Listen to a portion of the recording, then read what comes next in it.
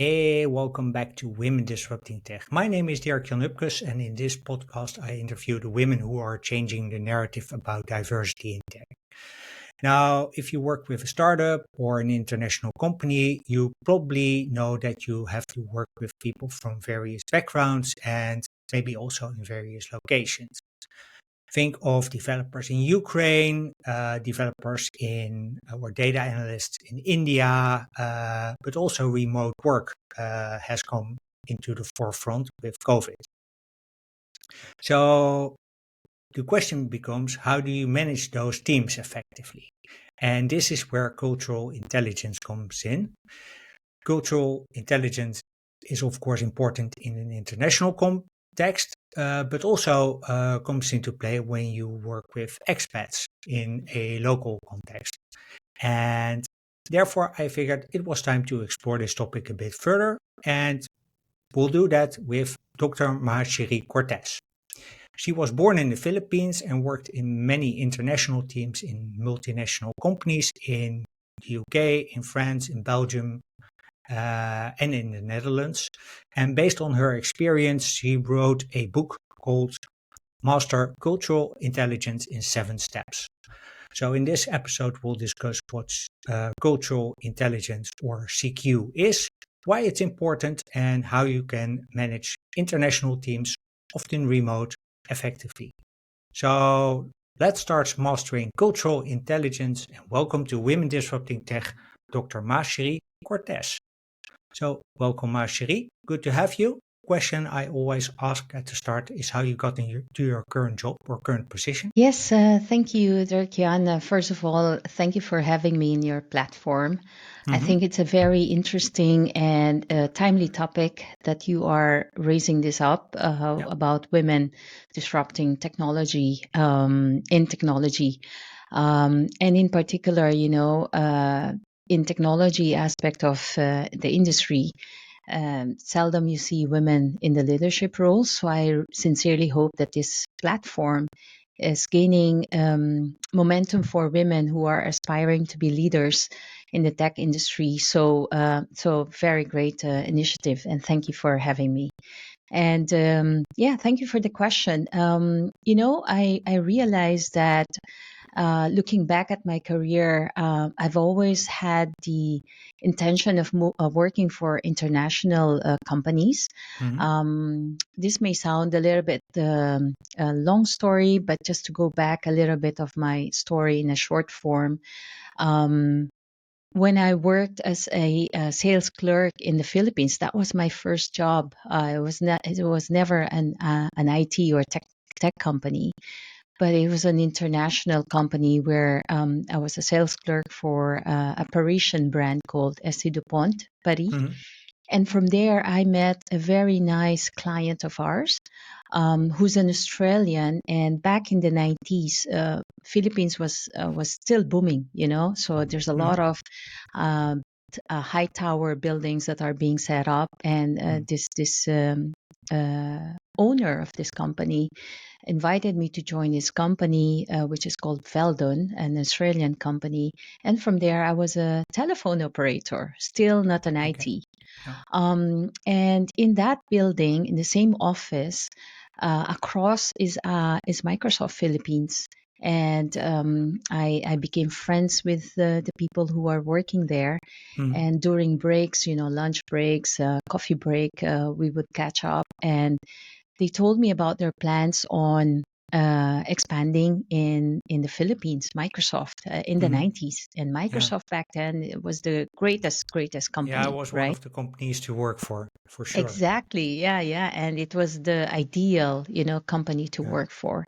And they told me that they have an opening for a customer contact center, which is now, call center basically, or Mm-hmm. BPO. And I said, yeah, I would like to apply, please. Even though I didn't know any technical things about Yeah. Microsoft, I just went for it. And the Singaporean manager hired me. And that was the beginning of my IT exposure. So, what I did was in the evening, I took another course, which is IT. information technology management, so I can just have some, understanding and have a Mhm. deeper understanding of what IT means, because I work Yeah. for Microsoft itself. Yeah. And that investment paid so much so that, it brought me to where I am, Mhm. in my current position.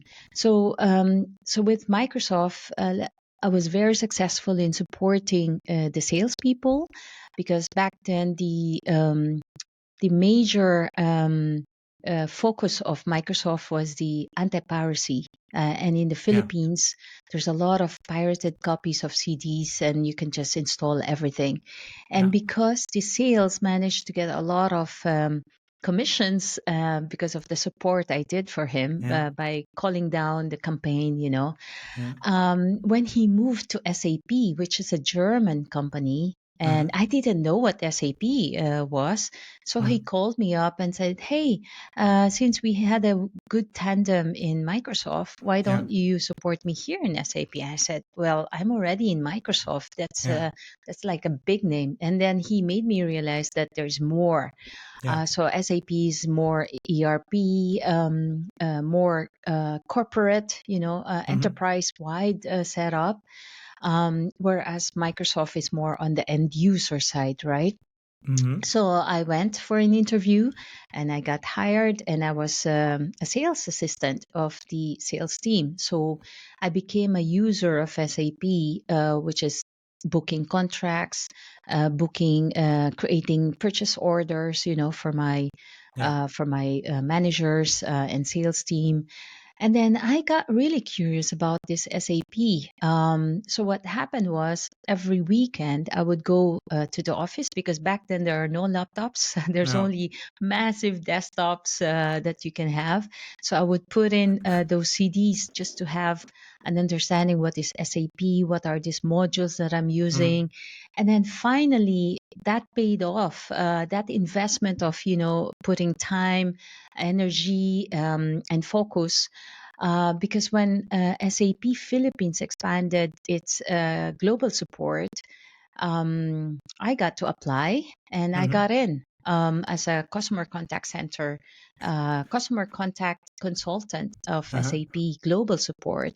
And for me, that gave me also a wider understanding of what typical the problems of the clients are, and what are the opportunities as well Mhm. that they Yeah. are not harnessing. So from there, I was very successful working with the team. SAP Global Support is not always an easy job, because especially when the systems are down, and you can't do anything because you're relying on technical people, and the best that I could do is to make sure that the ticket is really well monitored, and Mhm. every progress I call the customer and say, "Hey, we receive a progress, can you please try and do this," etc. And the Mhm. support comes from Germany. SAP is global, right? Especially Yeah. if it's really highly technical, the SAP technical people from Germany in Heidelberg would respond, right? Yeah. So then I said, maybe I could do more for clients. And then next to SAP Office is actually Magnus, which is a Dutch company, an Mhm. implementation partner of SAP. Yeah. And I knocked on the door and I said, well, I wanted to understand what's your plans for Mm. your Philippines operations. And then they Mhm. told me, well, we wanted to establish also an SAP support for our implementation customers, because Mhm. we're the best person to support their project, because Mhm. we implemented it them ourselves. And I Yeah. said, well, I've done support for SAP and Microsoft. Maybe I could help you with that. So Yeah. yeah, basically I created the role for me, and I was hired as the SAP support manager, and I had to establish everything from the branding, the name of the company, because it's a separate legal entity, and I Mhm. have to hire SAP consultants from zero consultant. I think we managed to hire 30 people in a span of 3 to 6 months, and that's a very good progress milestone, because in the Philippines, it's always difficult to find SAP consultants back then Mm-hmm. in the 90s. So they're very rare. You have to be ready to pay really good money, really good salary because of the demand. So yeah, and then afterwards, my team member was everything was going well. I'm having success, from role, from Mm. clients, from money. Although of course it's not all about money, but that's part of the Yeah. success, right? Tangible success. Yeah. And then one of my team leaders, a very very good friend of mine, was moving out, and I said, "Well, why are you moving? We are in the best company." And then Mm. she said, "Well, there's a UK company that's going to establish an SAP global support Mm. here in the Philippines." And I said, "What is this company?" And this company is called Logica. And I Mm-hmm. said, "Well, can you introduce me to the CEO? I want to have a coffee chat, and Mm. see what their plans are." So I did that. And then obviously, again, I created a role for me. And then the CEO, global CEO from the UK, was coming to Manila to oversee the grand opening of the Yeah. office. And yeah, I was basically subjected to a 2-hour interview where I didn't know that it was actually a real uh, Job customer interview. scenario. Yeah, Yeah. and he was testing me both technically and the strategy Uh-huh. in terms of how my plan of attack would be. And then little did I know that was actually for a Belgium client. Mm-hmm. And 2 months later, I found myself in Leuven in Belgium Yeah. to manage the global outsourcing contract for Logica for InBev, AB InBev, which Yeah. is now also InBev Budweiser because of the Yeah. merger and acquisition. And it's famous for its Stella Artois beer, Yeah. and now with Budweiser brand as Also for the well. boat. Exactly, yeah. Yeah. So that was the beginning of my, let's say, multicultural exposure and working for international companies. Because from there, I moved on to living in Paris, and then Mm. living in the Netherlands for Philips project, and then living in the UK in London for Lloyd's Mobile Banking Group, which is a huge Yeah. digital transformation. So I would suppose that, looking back, I think my ambition of since I was a child, I wanted to go abroad. I wanted to work for international companies. And now looking back at my career Yeah. progress, I just realized, like, wow, I realized this dream actually Yeah. by having all these experiences. Yeah. And that's great. Can I double click on a couple of things? Yeah. Because you now have a quite extensive background in IT, but Mm-hmm. you didn't, I think you originally have a degree in nutrition Mm. and Yeah. diets, Mm-hmm. right? Dietetics. Yeah. Uh, was there anything in your education that sort of helped you go into IT? Mm-hmm. Or was that just plain, yeah, luck? Or things that just have serendipity, I think is the Mm-hmm. better Mm-hmm. term for that. Yeah, yeah. And thanks for the great question, actually. I guess it's a little bit of both of everything. Mm. It's a luck. It's also the focus on my mindset, like I want to achieve this dream since childhood. But of course, the universe plays out in synchronicity, as you Yeah, mentioned. Now, a little side note why I took nutrition and dietetics. yeah. Um, I grew up from a poor family, Mm-hmm. and I was gifted with, let's say, good brain cells. Mm-hmm. And I used that to really excel in education. And in the Philippines, I managed to, let's say, be a top 5, top 10 in the school.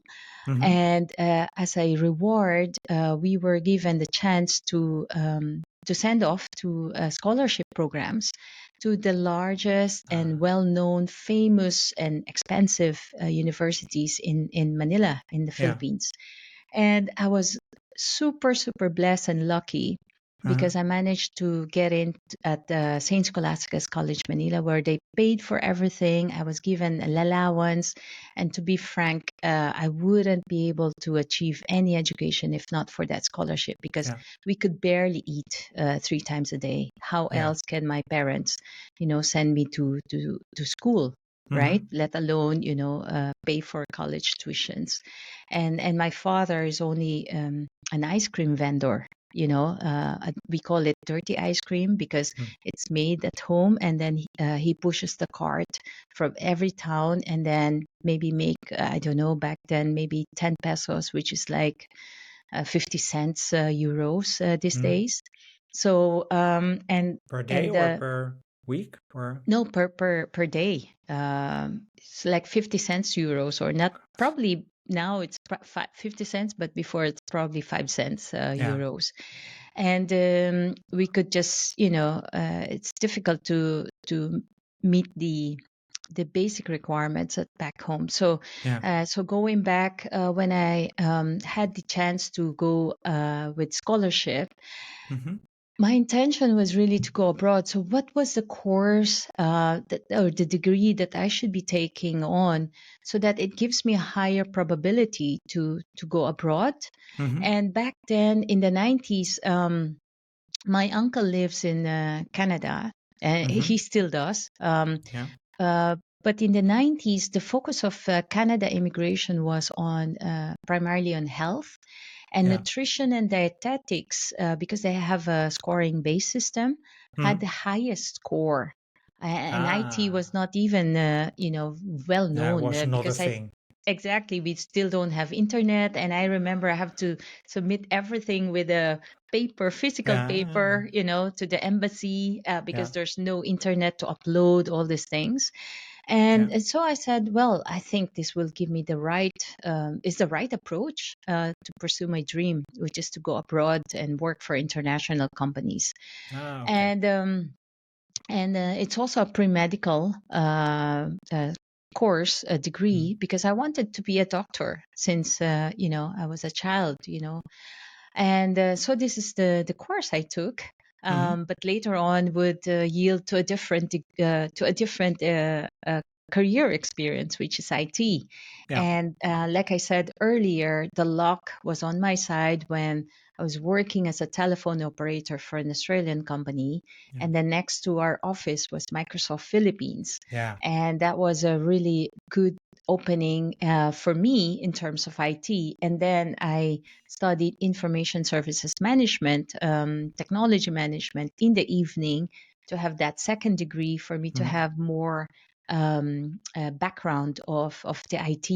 So I think in summary, when you know what you want to achieve and you're out there to get it, you don't look at your what's lacking. You don't Yeah. look at what's missing. You just go Yeah. for it, and then from there, you continue to develop and just be courageous to achieve that dream. Yeah. Yeah.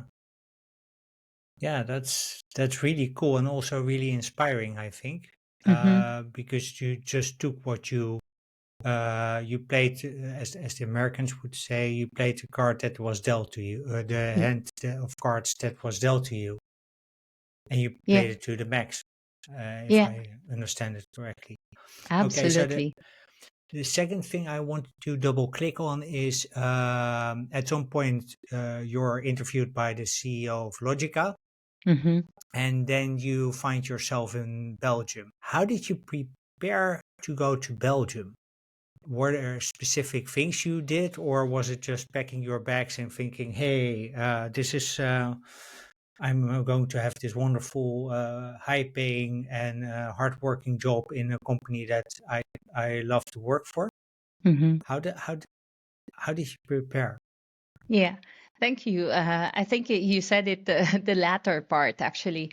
When I was offered this job to go to Belgium, Mm, it was like, wow, there's no second thinking about it. I no, just immediately signed the contract, packed a one luggage of corporate, more corporate clothes.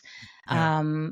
Even my parents, they didn't know actually that I was Oh, leaving. And I guess I just went for it. I took the quantum, let's say, leap and yeah. jumped into this opportunity because, yeah, this is the break that I have been working on. This is the dream that I have been dreaming of, to work abroad and to serve in an international company, right? Yeah.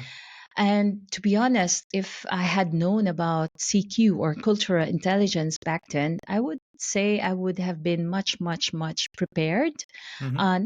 Not because I was not successful with the client. Mm-hmm. I was very, very successful, and I'm thankful for InBev because that gave me the publicity of Mm-hmm. being very good in what I do with the client and servicing the SAP global transformation, because I was, let's say, I became famous with the likes of Accentures and Tata Consulting, another consulting firm which we are competing with or in Yeah. partners with. Um, and I remember a scenario, in the Philippines. We are known to have a warm personality, Yeah. and my style is always, touching the shoulder or Yeah. touching, the arm, Yeah. and I'm very touchy, Yeah. and when I did this with my colleagues within Yeah. Logica, who are mostly British and Stiff upper European. lip. Exactly, yeah. So they took it A bit more formal. differently. Yeah. Exactly. Yeah. So they thought I was initiating something, and, Yeah. and I was very informal to them. But in fact, I was just, initiating more personal connection, Yeah. you know. But on the other hand, that approach worked with my Brazilian client, because back then the AB InBev was being reintegrated, and that's the reason why we were doing the SAP transformation, the Mm-hmm. largest ERP transformation. Mm-hmm. And most of the leaders that were sent as also expats in Leuven were Brazilians, the Yeah. CIO and the IT directors. So for me, it worked because from a cultural standpoint, we both have the warmth personality. We work on the basis of Yeah. personal relationship, and then professional comes next. Whereas the European part is more professional first, and then Yeah. you put distance on the personal aspect, right? Yeah. So Yeah. that was a big learning experience for me. Going looking back at the Belgian experience, and also every morning when I walk to the office, the Mm-hmm. client's office, because my apartment was quite close, Mm-hmm. and I would just smile and greet the people that are Yeah. passing by next to me. Good morning or Mm-hmm. goedemorgen, and they would be like looking at me like that and very surprised, like I'm very approaching and smiling to them.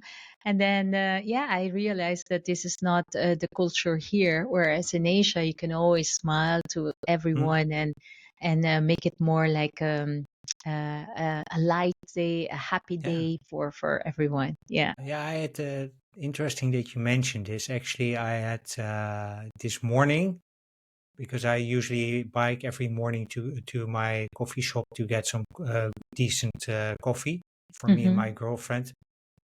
And I usually, if I meet people, I nod, like I greet.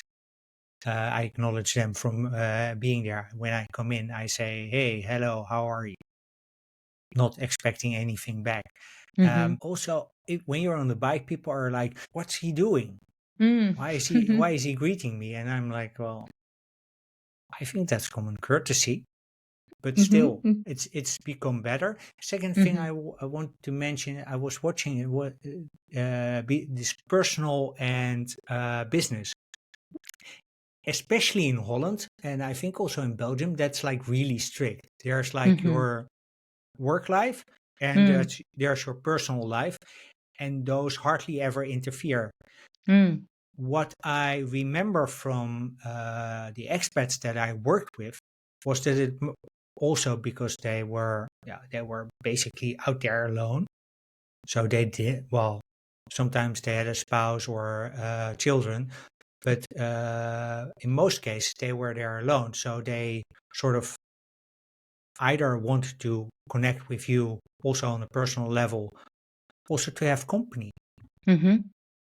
And I think that's something in the Netherlands that we really overlook by striving towards a really strict separation between work and life, Mm. work and life.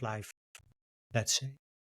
Yeah, yeah, you said it yourself. I think it's a very good point to make that a lot of expats, in fact, this is a cultural shock, you know, Yeah. and one of the challenges of being an expat sent abroad where you don't have any clue or you're not culturally intelligent enough Mm. to understand that this is the custom or practices, Yeah. and then you think for yourself, oh my god, why are they doing this to me? And then suddenly you become more looking towards yourself, is there something wrong with you, when Yeah. in fact, I was yeah. about to ask. Do you take? I can imagine people taking this personally. Yes, if you had asked me back then, I Mm. would not lie to you. I have taken everything more personal Mm. attack, because it feels like I'm only trying to do my best here. Why is it that they are not responding Yeah. according to what I'm expecting, Yeah. right? Because that's my culture, right? Yeah. But since I was lacking intelligence on the cultural aspect of it, Mm-hmm. um, then that was the expected results, right? Expected reaction from Mm-hmm. me. But if I had the cultural intelligence with me, which I have now, and I continue to learn, it's not like when you are culturally intelligent, that's it, you No. continue No. to No. learn and develop, right? Yeah. Now that I deal with Dutch people who are very, let's say, straight, blunt, right? Yeah.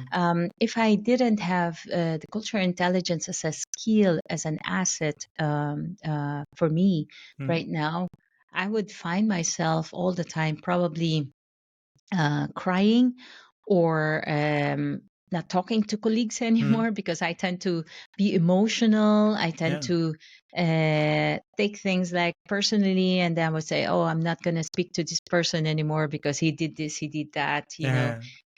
But now, because I'm more culturally intelligent, then it's nothing personal. It's just Yeah. the way the culture works Yeah. in the Netherlands. So you wrote 2 books or 3 books actually. I want to pick out 2 titles of that. One is How to 10x Your Expat Success, and Hmm. so we already talked a bit about what you wished you'd known before going abroad uh, to put yourself in Leuven. What's the one thing? Let's say there's someone listening who wants to be an expat. Hmm. What's the one thing you would tell them that they need to do before signing that contract? Hmm. Hmm. Yeah, that's a very good question. There's a lot of tips, that Yeah, I gave away in the 10x Expat Success. yeah, And that was my intention, actually, because I realized a lot of people, when they go abroad, they fail not because they lack technical skills, mm-hmm, because they are experts before they are sent, right? yeah, Otherwise, the company will not hire you. yeah, But they fail, or they lack in some preparations, yeah, of course, ideally, if they can first go through a cultural intelligence training or workshop or sessions, mm-hmm, that would be ideal, mm-hmm, right? Because then they can really understand and immerse themselves from the inside before they even land in the actual country mm-hmm, that they're moving into. yeah, And of course, now we have internet, we have a lot of sources, where you yeah, can get all the tips and tricks as well. But I think the very first uh, recommendation or tip yeah, for anyone moving abroad is to really research on the country's customs practices, Yeah. that this country has, so that when you land in that country, you won't get any cultural shock, Mm-hmm. and be prepared to, let's say, put away your own cultural norms and Yeah. practices that may not probably work in the country that you're adopting. So it's good to have that awareness, uh, within yourself. In my book, actually, I talked about it in the CQ mastery. It's Mm-hmm. called personal mastery. That's a first step, the Yeah. personal mastery. Having a personal mastery of your own customs, practices, cultural observations, observances, and then look at that from, okay, how does this match into the new country I'm moving into, so that I can be more successful as well. Sounds like a great point to transition to your latest book Mm-hmm. about the cultural intelligence mastery. Mm. Um, so let's start with the definition of cultural intelligence. What is it exactly? Because Mm. there's personal mastery involved, but it's a bit broader. Yeah, yeah. Cultural intelligence is, or CQ, is defined as the ability, and it's also a capability Mm-hmm. to relate and work with other cultural aspects, right? When I say it's a capability, it means that you can actually develop this. Okay, it's not like you need to have an inborn or a genius to make sure that you Yeah. are culturally intelligent. This is different from IQ, right? Mm-hmm. Intelligence quotient, which is more dealing with the mental or the logical aspect Yeah. of your brain. Mm-hmm. Um, and and in CQ, because I'm a certified CQ facilitator and trainer, which I Mm-hmm. did for 6 to 8 months of training, intensive training, what we see and observe is that as you assess your own CQ knowledge or Mm-hmm. CQ profile, there's really nothing right or wrong with those assessment. It's Mm-hmm. really just comparing yourself versus the number of respondents that they have standardized the profile. Yeah. So when I look at myself, for example, if the most people are on the far right, okay, Mm-hmm. let's say 85%, and I'm on the 25%, Mm-hmm. it doesn't mean that I am less CQ, Yeah. but it just means that where am I being compared based on that specific CQ profile, Uh-huh. so that I can be more aware in terms of my Learning curve. environment that I'm in, yeah, and Yeah. then be more culturally aligned Yeah. in that environment. So your book is called Master Cultural Intelligence in 7 steps. Yeah. Um, you already described step number one, personal mastery. What are the complete 7 steps of that you need to take to become culturally intelligent? Yeah, thanks for that. So we talked about the step one, personal mastery, which is actually the foundation of Mm-hmm. cultural intelligence. Without this, I think you can't really Yeah. progress to step two. And step two is actually the intercultural competence. So this is where you develop cultural sensitivity. Mm-hmm. Let me just backtrack on step one, actually, the personal mastery. Yeah. It's based on the foundation of working on the 4 competencies of CQ, or cultural Mm-hmm. intelligence. So you have CQ drive, okay? You have the drive to learn, to initiate things, like to be more aware of it. Yeah. You have And to then want it. exactly, you're like, okay, why is Dirk Jan so, if I may use you as an Huh? example, why is Dirk Jan so blunt? Not like more warmth to me, etc. But that's more the drive for yourself to improve your CQ because Uh-huh. you don't understand what's the culture behind it. So Mm-hmm. that's a CQ drive. And then as you acquire knowledge, right, then you have the CQ knowledge, because now you Mm. understand that, yeah, it's normal for in the Netherlands that they tend to be straightforward. We call it blunt, right? Because they Are don't want we? to. I think in general, that's the perception. Yeah. I see some are not, but I see in general in my interactions, that's how I have experienced it in Okay. my career. Yeah, Yeah. but Because you are different. nah, the thing is also that many my experience is that many people here in the Netherlands want to be quote unquote politically correct. So they actually Mm-hmm. hide quite a few things, and then sometimes they're like open about other things. Maybe we're blunt, but my own experience is that we're usually far from direct. Mm-hmm. If you Mm-hmm. talk to English and American people, they are far more direct than we are. And Mm-hmm. in terms of communicating and in terms of what they want and need and expect of you. In Mm-hmm. Holland, that's still like, at least my experience is that people still try to sugarcoat it in some way, not to, no, not to sugarcoat, that's the wrong word. Not to, Mm-hmm. we don't want to offend people. Mm-hmm. And sometimes It's that's sitting in the way. But anyway, that's a little sidestep. Yeah, yeah. It's a good point you made mentions about the UK, versus Netherlands. Mm, Actually, it's the opposite. According to the CQ framework that mm, I've studied, the UK tends to be more indirect. So they have an indirect communication style, mhm. whereas the Dutch, German, okay, they tend to be more direct communication style. Yeah. So that's on the CQ profile as well. Ah, Yeah, and okay. I'll be happy to share that more Yeah. with you. Yeah. So now we have the drive to learn Mm, CQ. And mm, now we have acquired the knowledge. So you can acquire knowledge through training, self mhm. assessment profile. And then now you have the CQ strategy. So what are you going to do about that now that you have understood that this is the cultural aspect of being a Dutch person or living in the Netherlands? So what Yeah. are you going to do about yourself towards that? So that's a strategy.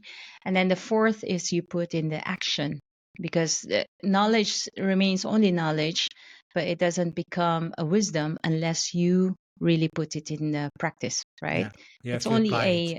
yeah, knowledge is only a potential power, but Mhm, unless you really use it, then it only becomes a really transforms its power when you put that in experience, mhm, in real living it. So yeah, so that's on the personal mastery. Now we go to the intercultural competence, which is the developing the cultural sensitivity, yeah. right? And then the third is the relational synergy, uh, Mhm, where you build bridges across cultures, right? yeah. So you further expand on focusing how to leverage your cultural intelligence to fuse the different cultural perspective. And then fourth is actually the inclusive leadership. Mhm, Okay. And that is leading diverse team to success, right? So the fifth is advocacy and impact. So mhm, how do you make a difference through cultural intelligence and the power behind it?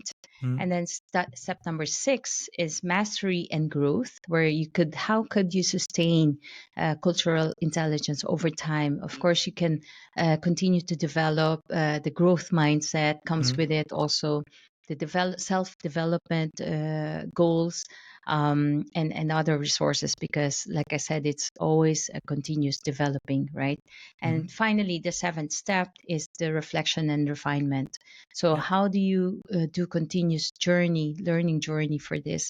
And I think that's a very good way to assess how can you continue where were you before, Mhm, the personal mastery, and then where are you now after gaining cultural intelligence and practicing it in real life, yeah. in at work, with your personal relationships as well. Yeah. Yeah.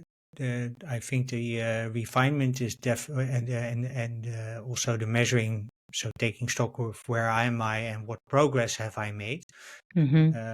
is really important there. One question that just popped into my mind, and I know we didn't discuss this earlier, but how do you avoid that you lose yourself? Mm. Yeah, that's a very good Because question. Yeah. you're sort of, I don't know how to call this exactly, but you're sort of assimilating yourself to another culture.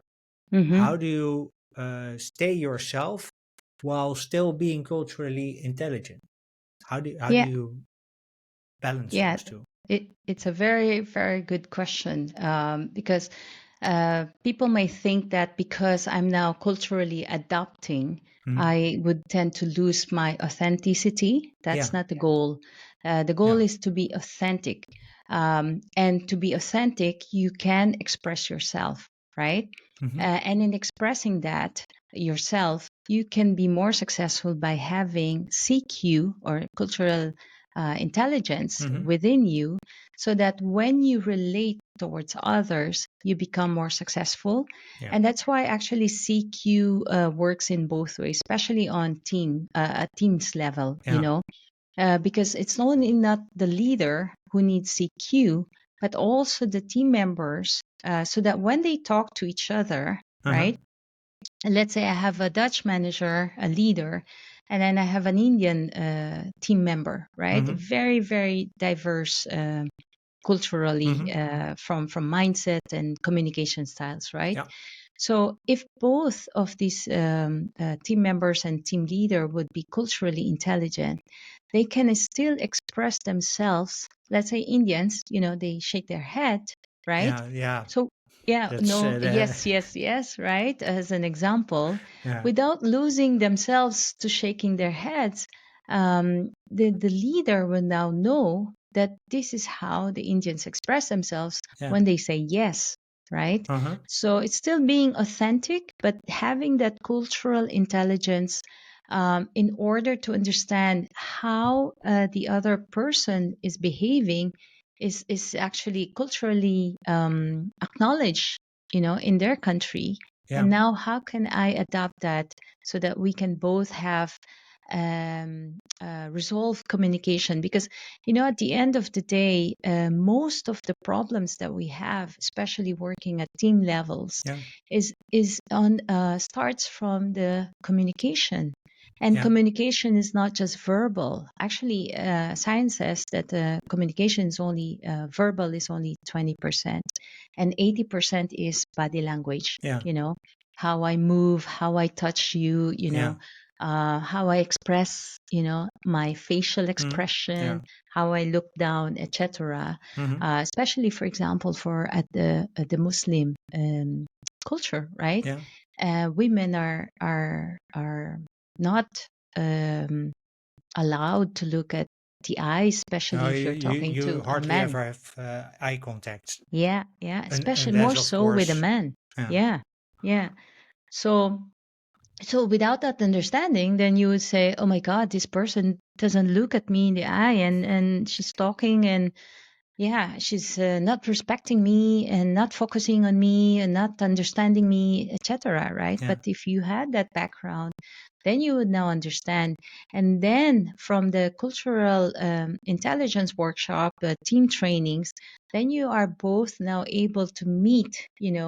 From that perspective, how can we best adopt our communication styles? yeah, Because there might be some cultural behaviors, practices that may be useful for the setup in your company. hmm, And maybe there are those that may not probably useful, right? yeah, So it's really a teamwork. And like I said, there's nothing right or wrong. Yeah, we yeah. observe all cultural backgrounds of people. It's It's just the it's a spectrum, I understanding. think. Yeah. Yeah. So I was wondering, many teams now work hybrid or fully Mm. remote. Does that require extra skills uh, at both ends? Yeah, you brought a very timely topic, Yeah. because since the pandemic, the work from home and hybrid work from home and office has been the norm, right? Yeah. Back in the days, I think you and I were still on those traditional working Monday to Friday Yeah. in the office, meeting face to face, Yep. and having real coffee with the real people. Uh-huh.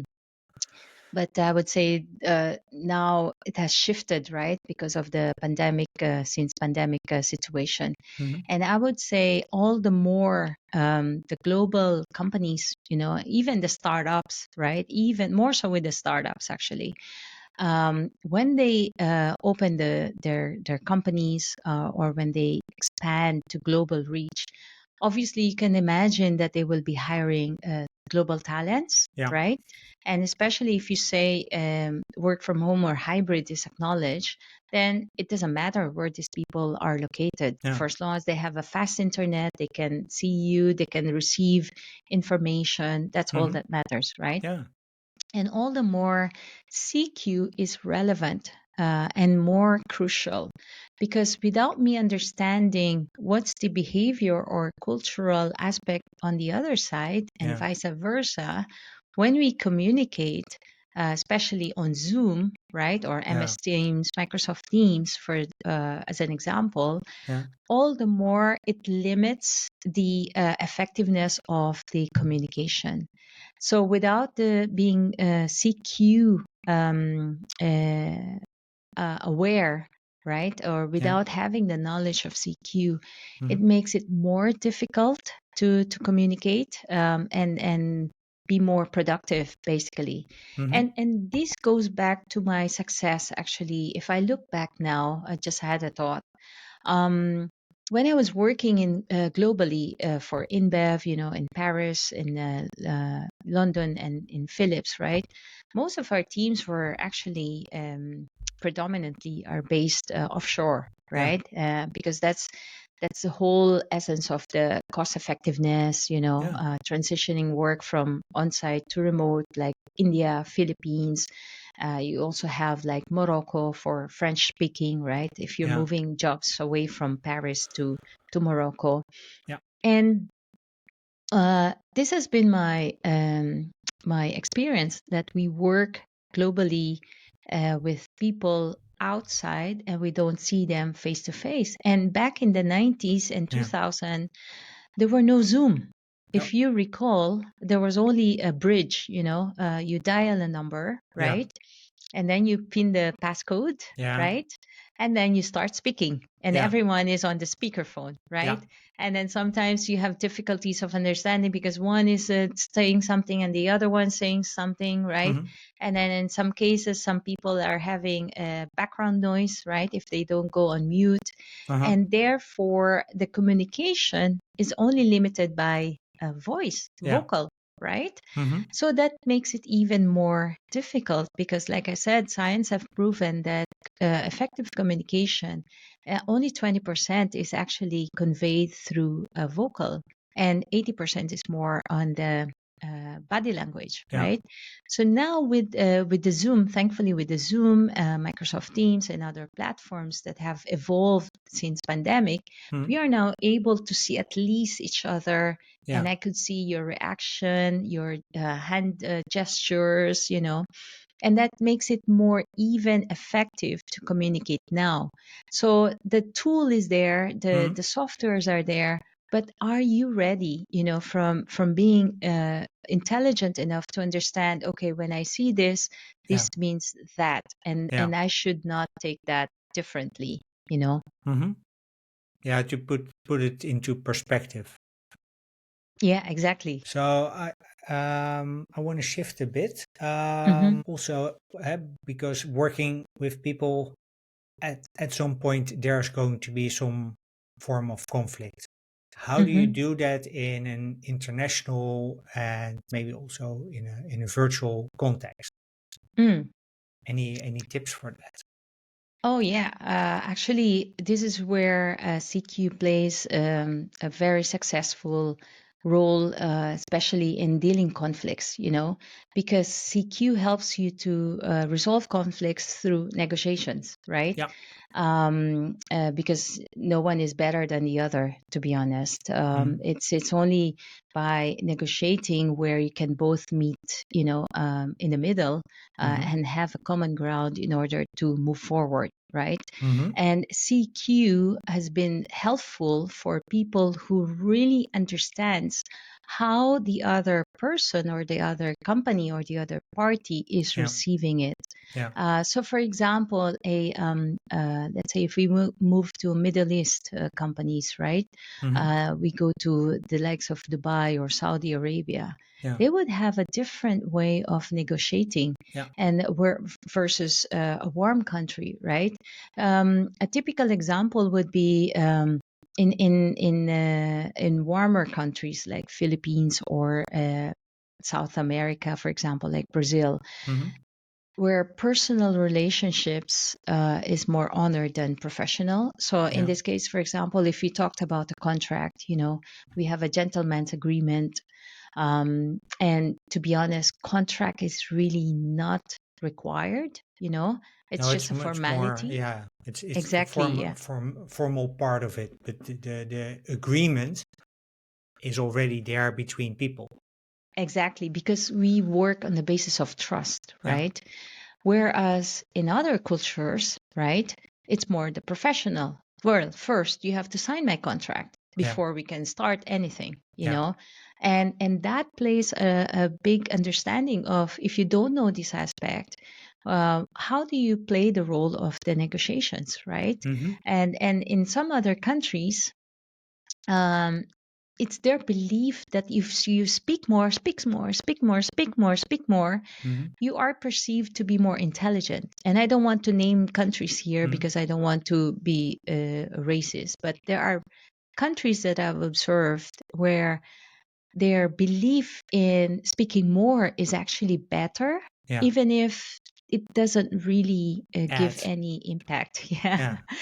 Whereas actually speaking less and listening more, right, will give you a better understanding, and can therefore move forward, Yeah. right? So it's really that understanding of how these cultural differences uh, interplay in terms of having a success in negotiation, having a success in project team delivery, and having a success in global leadership, Yeah. basically. Yeah.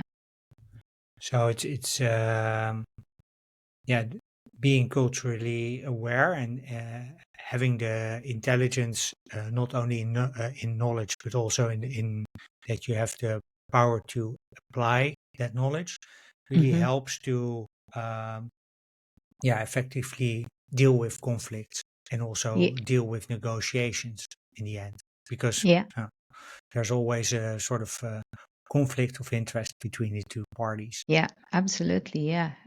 I think no one is right or wrong, to be honest.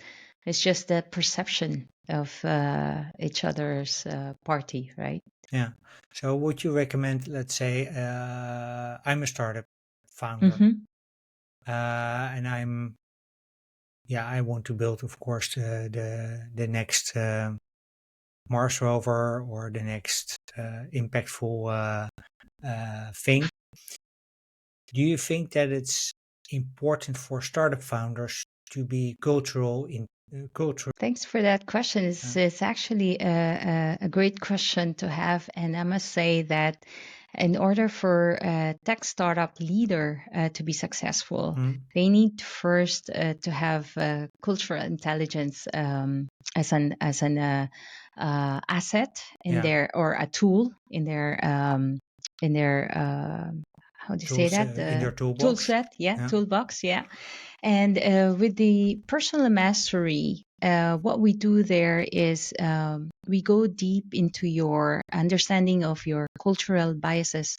And because we have a framework, the CQ Mm, framework, where we do the CQ assessment profile, mm, then you have an understanding of your own biases, okay, as a leader.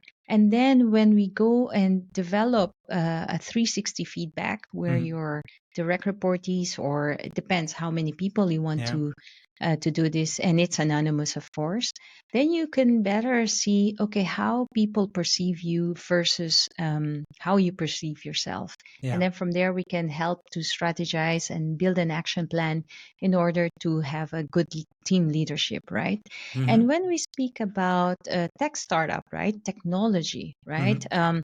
I can imagine that most of the team members you would be hiring as a tech startup leader is Mhm. there will be spread wide across the world, right? Because Yeah. I think it's a norm now, right? Mhm. Everyone is not working on the same office, same location to be successful, because to be global, you Yeah. have to be also be willing to expand your borders, right?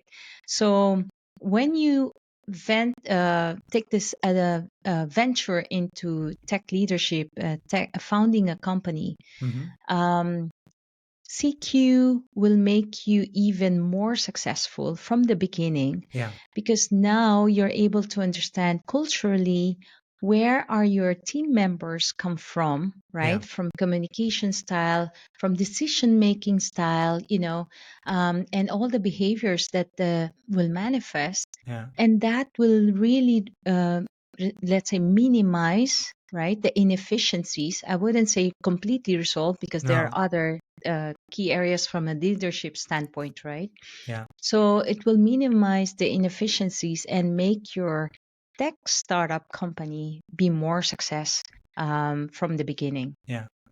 Yeah. Also because let's face it, diverse teams are just more innovative. Yeah, And exactly. Yeah, you but you made a point. if you can actually harness that, I would think then it's by being culturally intelligent, by understanding where your own journey started, how people perceive you. Especially that's something I really support. Those Hmm. 360.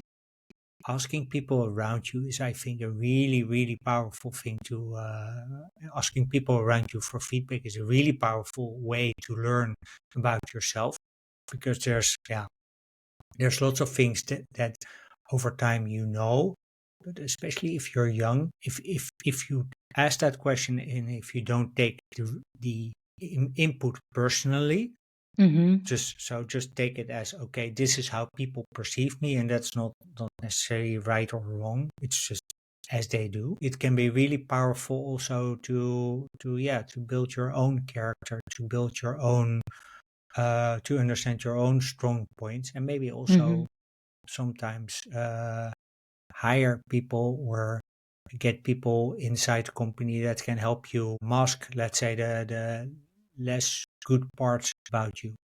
Hmm. Hmm. Yeah, absolutely. And you spoke about a very good topic, which is also the diversity, equity, and inclusion, right? Uh-huh. Actually, when I learned the CQ framework, um, actually, the diversity and inclusion may even not work for your company. Because Mm. can you imagine 10, 20 different nationalities trying to make a decision, right? Yeah. But they are not able to communicate. So, in fact, DEI, or diversity, equity, inclusion, if you're not able to really put it into practice, if Yeah. it's only a policy for the sake of complying, right? Yeah. If you're not able to put it in practice, it can even work against you, against the company, for that matter. Yeah. Because just imagine 20 people or 30, 50 people of different nationalities trying to achieve a decision, trying to achieve a strategy, and not Yeah. able to communicate. Then that's even going to make it even worse in terms of getting more delays in Yeah. strategy, decision making, etc. Yeah. Yeah. Then you get a sort of UN construction Yeah, indeed. Yeah. where it takes like forever to reach resolutions. Yeah, I think you just gave me an idea that to make the UN my client Yeah. for Well, CQ they workshop and assessment. um, yeah, and but also I think in the UN there's also sort of it's I don't think that the people working at the UN don't have cultural intelligence. I think it's more the people at home that they represent Mm-hmm. don't have or do not have the same level of cultural Mm. intelligence. Yeah. And at the end of the day, the people at home are paying the people in New York or Geneva to Mm-hmm. do the work. So yeah. Yeah. Yeah. Indeed. Yeah. So there's still a lot to work on. So we talked about your 7-step framework. Last thing I want to discuss or ask about this is how. Okay, so you move through that framework. How do you Mm-hmm. set meaningful goals to track your process in your cultural intelligence journey? Mm-hmm. Mm-hmm. Yeah, that's a very important topic, and thank you for that. I think everyone, especially with your audience, they may be familiar with the SMART Mm, yeah, setting of goals. So, yeah, being the specific, measurable, attainable, realistic, or relevant. I yeah, also add that one. Yeah, and time bound, right? yeah. So, it's very important because while you continue to learn, right, acquire knowledge, right? Mm-hmm, Then that gives you in a position to put a strategy and put that in action. Like I said, knowledge is only a potential power if you don't really put it in action. yeah. And this is where the SMART goals will come in because as a company, as a leader, right, when you set those goals in place and you want to drive change in the company, drive change in efficiencies, more productivity, more profit, more team collaboration, higher retention of people, right? Mm-hmm, Higher retention of talents, yeah, right? Because it's a big cost for the companies as employees leave the position, right? yeah. Then Absolutely. it's really important to measure. Okay, where do we want to take this further? How do Yeah, we um, resolve and improve the ways of communication, the ways of delivering as a yeah. team, right? At the end of the day, it's all about the team. It's not just one person Mm-hmm. to make it work. For sure, for sure. Need to be smart, Hmm. specific, measurable, attainable, really, yeah, relevant. Especially relevant, I think, is Yeah, and time bound. yeah. So Maybe I just want to add there, yeah, for my personal SMART goals yeah, for being culturally intelligent yeah. in the Netherlands, I am now trying to improve my Dutch, right? Okay, And I have I go every Thursday in bibliotheek, taalcafé um, to practice my Dutch. yeah, It's not because Dutch people don't speak English.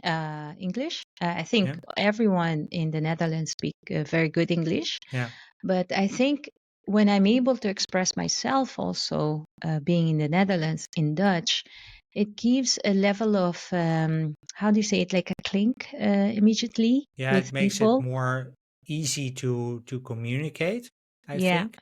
yeah. And this is my experience with French people. Mm, My French is like really terrible. But if I start talking English to them, yeah. it's sort of they understand that you're not from there, but they still sort of feel a bit offended.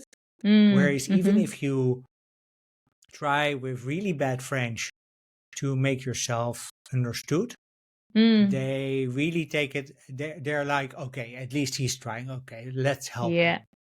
yeah, And then yeah. they'll bridge to English, and then it makes, but then it's their choice. And I think it works just sort of similar in the Netherlands. Mm, Although I don't know what your experience has been, but my experience that in some of the larger cities like Amsterdam and The Hague, mm-hmm, sometimes you're even approached in English. mm. They don't talk Dutch anymore. They just go straight to English. I Yeah, don't know if you have the same experience. yeah, I do. To be honest, when I try my Dutch, they could hear, Yeah, that I'm trying. Unfortunately, they immediately switch to English. yeah, And then I would say, mag ik in heet Netherlands spreek met jou voor oefenen, and Yeah. then they will speak in Dutch in this case. But I would also say a little bit slower, of course, so I Mm-hmm. can really understand every word, right? Yeah.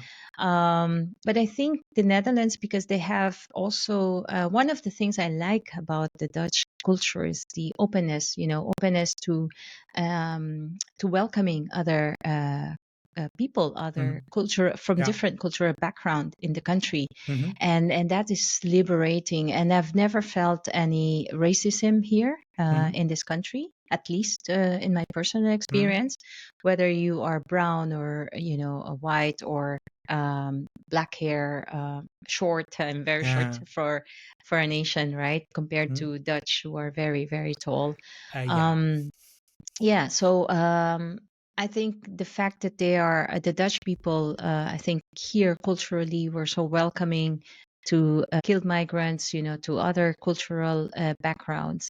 Mm-hmm. And that's a reason that perhaps they automatically switch to English, Mm-hmm. so that they can make sure that they can communicate with the person. Yeah. Yeah.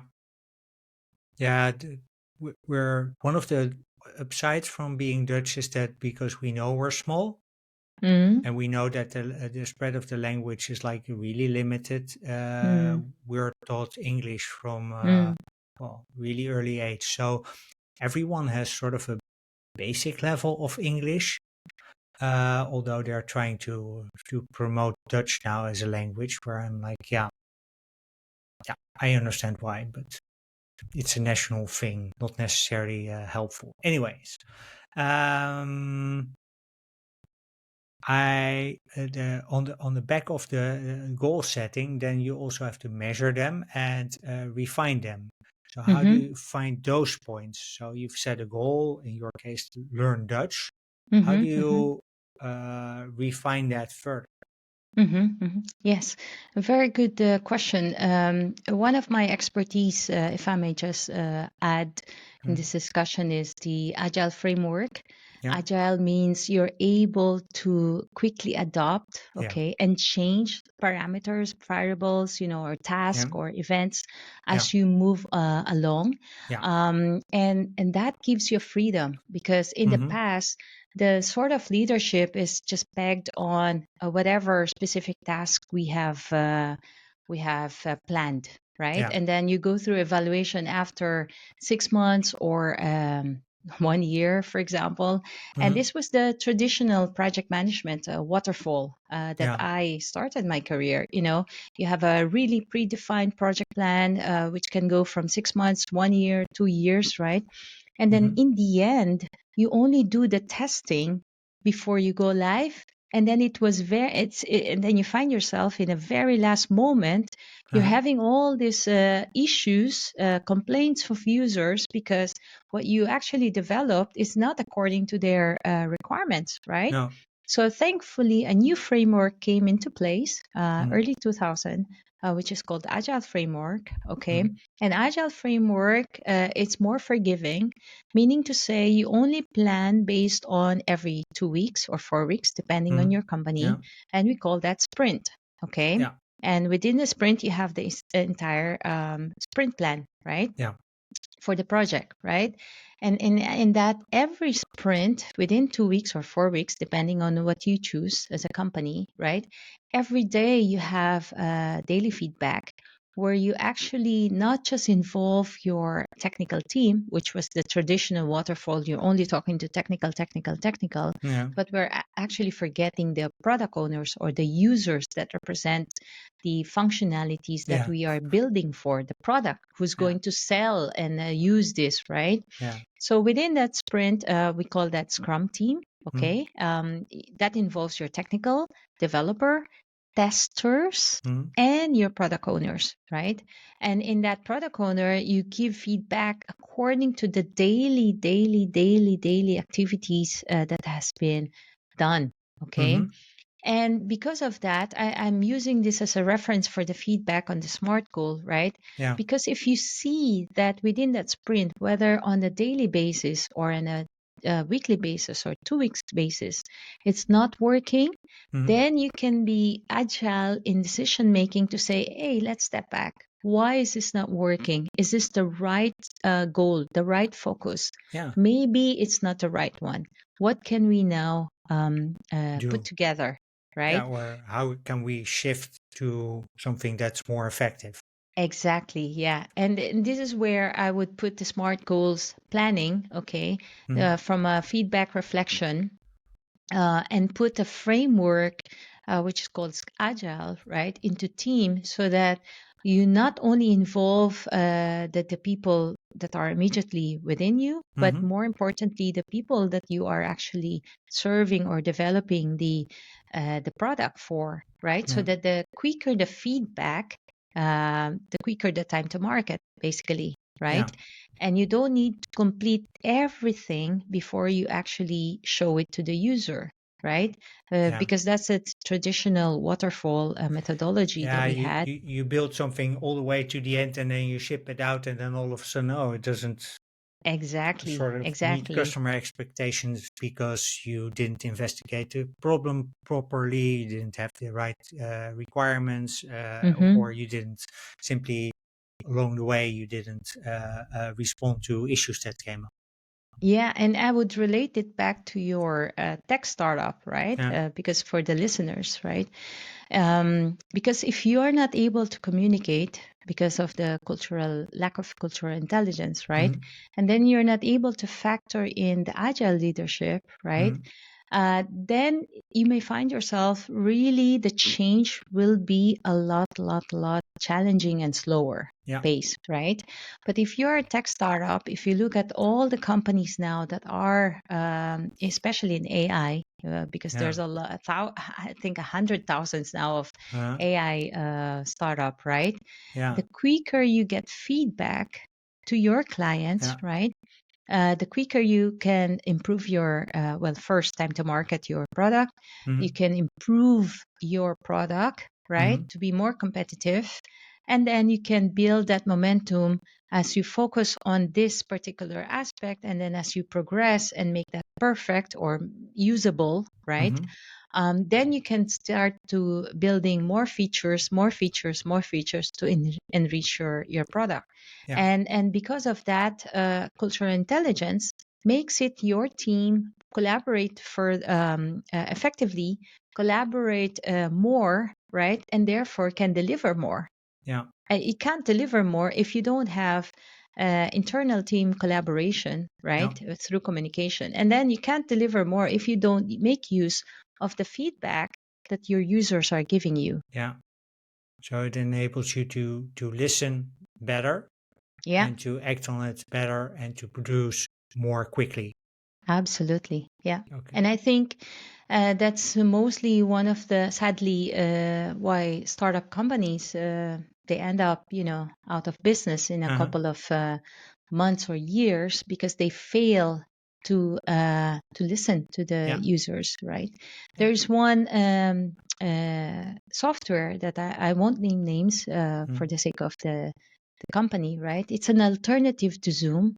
It's very, very powerful because it has everything in it, AI, dashboard, like it's like 6 softwares bundled into one Yeah. instead of having multiple softwares. Yeah. And people love it. I mean, functionality, etc. It's serving everything and it saves you money as well. Yeah. Now, because of the success of the company, they thought they would produce another AI tool, right? And they focused their development on this new tool, and they forgot that they are still missing some functionalities that they promised to deliver on On the the old first tool. software. Yeah. Yeah, and neglected this one, right? And didn't care to bother to get feedback from the community, the users. Now this company is finding itself in a bankruptcy, Oh. right? Yeah. So and we love the tool. The users highly support it, but I think the wrong focus went in Yeah. because they wanted to create a new AI, but they forgot that they still have to focus and deliver in on, enriching this one yeah, based on community feedback, which yeah, unfortunately they missed out. Yeah. yeah. That's a really sad story. Yeah. Okay, my Cherie, I want to move towards the end. Thank you for Yes, please. all Yeah. the wisdom that you shared with us.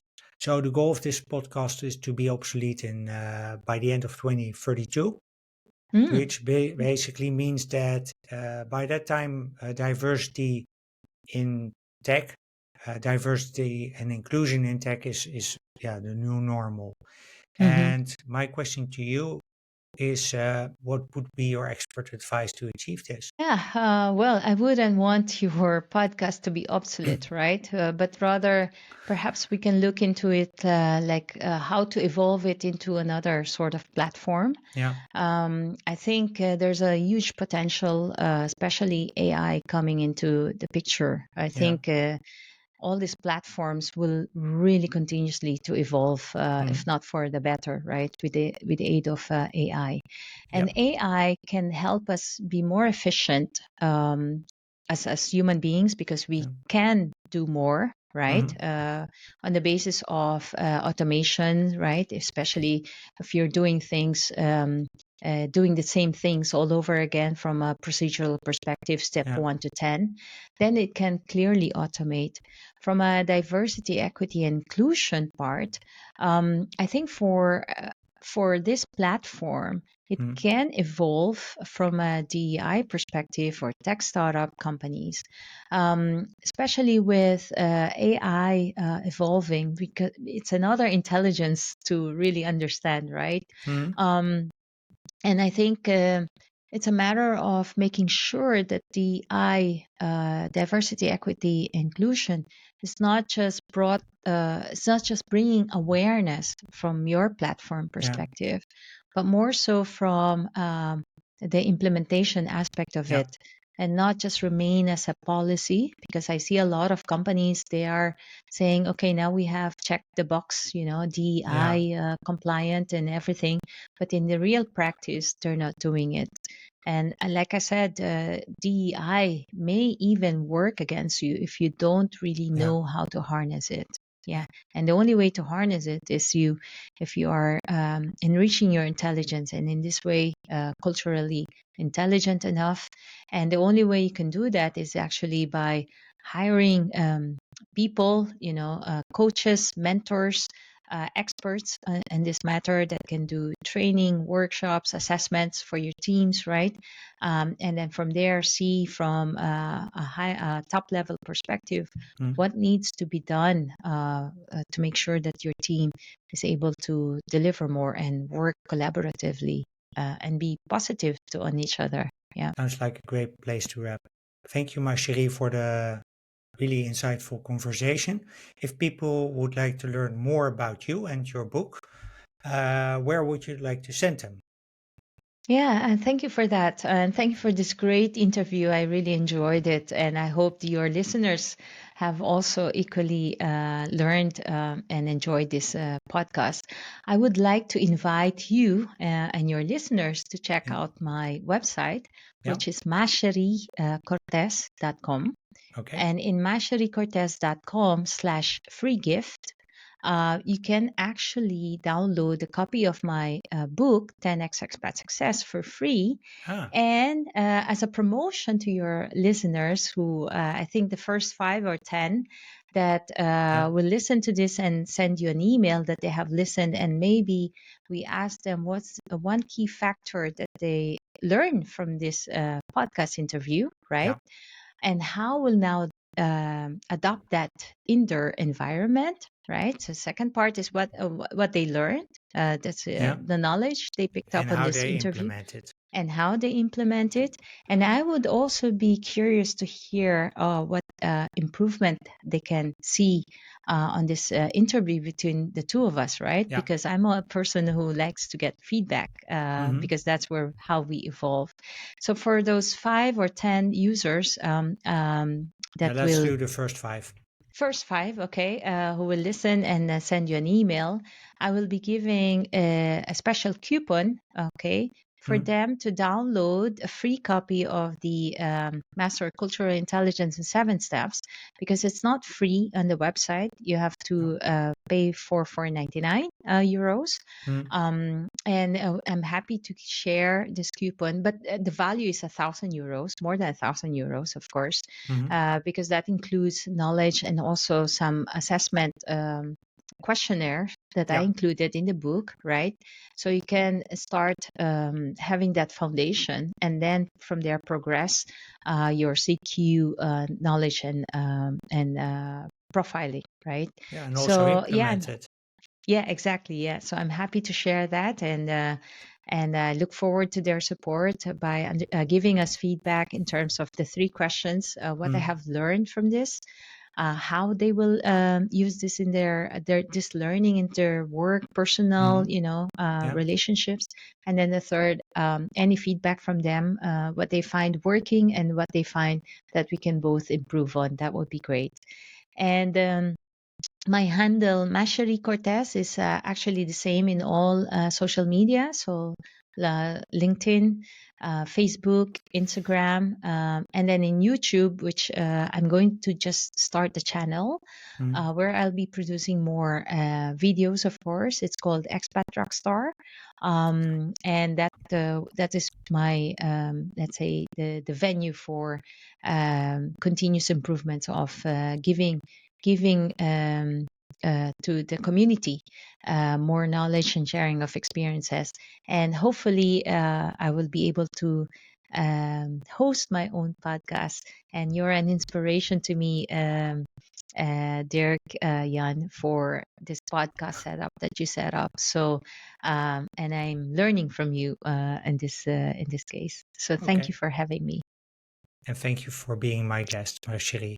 Really appreciate it. To the listeners, if you want to be one of the first 5, send me an email, dirkjan@womendisruptingtech.blog.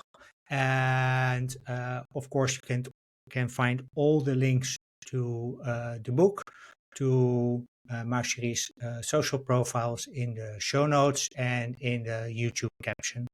So with that, I want to thank you very much for watching and listening. I wish you a wonderful day, and until the next episode, keep being awesome. Thank you. Thank you.